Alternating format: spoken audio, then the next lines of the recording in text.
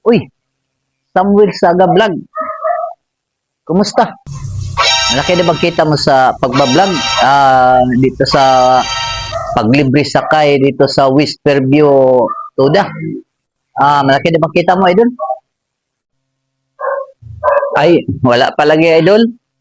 Ah, ano pa, ayun naman kita konti, idol, pero hindi pa nakaabot kasi yung dollars ko, hindi pa nakaabot kasi pag ano pa lang, nga 8 plus pa lang kailangan maka 26 o 25 makasahod tayo, idol. Sa akin, di pa kasi umabot. Pero malapit-lapit na din, idol. Ikaw, idol, musta? Malaki naman daw kita mo sa pagka-vlogger, idol. Idol Tismo Solibar, Joey Tismo Solibar. Laki na daw kita mo. Totoo ba yun, idol? Ay, idol. Dito na nga nakabili na nga akong bagong sasakyan, no. Bagong bili ko to, idol. Yung sasakyan, bagong bili ko yun, sasakyan, idol. Ay, kunti lang, idol. Ano lang, basta nakabili lang ako ng bagong kotse. Totoo, idol.